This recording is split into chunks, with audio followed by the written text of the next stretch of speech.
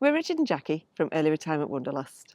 And this video is not going to be one of our usual videos because we've had so many questions on our video where we travelled up to the Shetland and the Orkneys based on where we stayed at the Kelpies. So in this video, we just thought we would give you some information about where the Kelpies are, how much it cost, and what it was like to stay there overnight.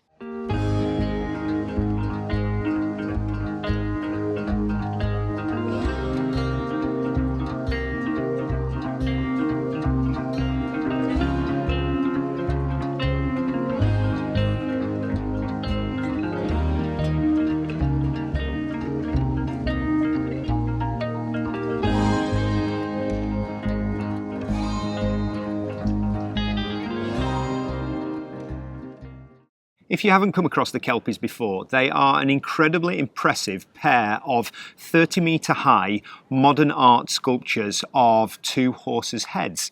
And we first came across them when we were driving up to the Cairngorms one year.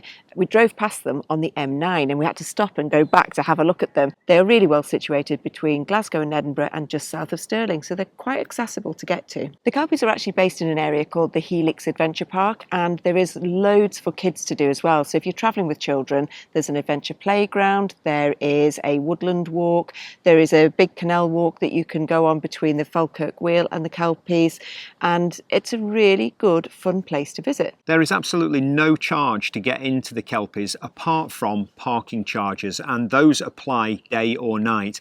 And likewise, the Kelpies are open overnight, so they are an amazing place to visit first thing in the morning, during the course of the day, at sunset, and also when darkness comes and the Kelpies light up. So that's when we found actually staying overnight, we get the benefit of all of that. On our stay this time, we arrived in the afternoon and it was actually a really nice blue sky day, so we could have a wander around the Kelpies, and they are made of metal and they're really shiny and beautiful, but equally so in the night because they have different coloured lights. It's almost like a light show inside them, and we spent a good hour and a half just wandering around them at night as well. So camping there and staying there overnight is actually a bonus. If you are thinking of staying, the details to find the Kelpies is actually on the Park for the Night app.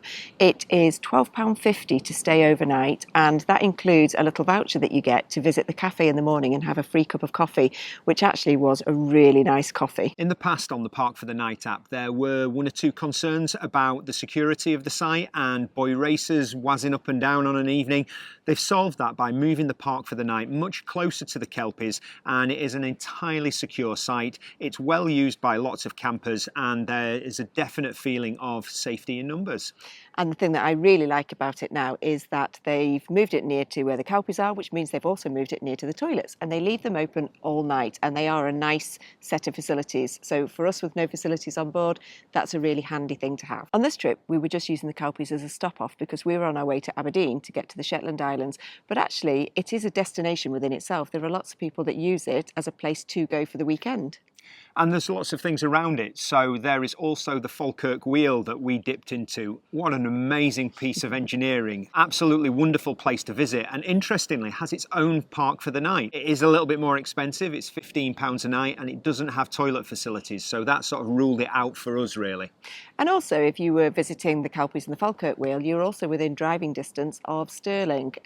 It's only just down the road and it's got the castle there. There is just lots to do within that area. So it's actually an ultimate weekend destination as well. So basically that's it. The Kelpies for us was ideally suited just north of Glasgow and Edinburgh, and it was about halfway for us on our journey up to the north of Scotland.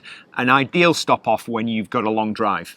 I really enjoyed it because there were lots of other motorhomers there. It felt really safe. There were a few people knocking about because it is open all night, but for safety in numbers with motorhomers and toilets, what more could you need? So that's it from us. Hope you've enjoyed this little catch up. See you later. Bye. Bye.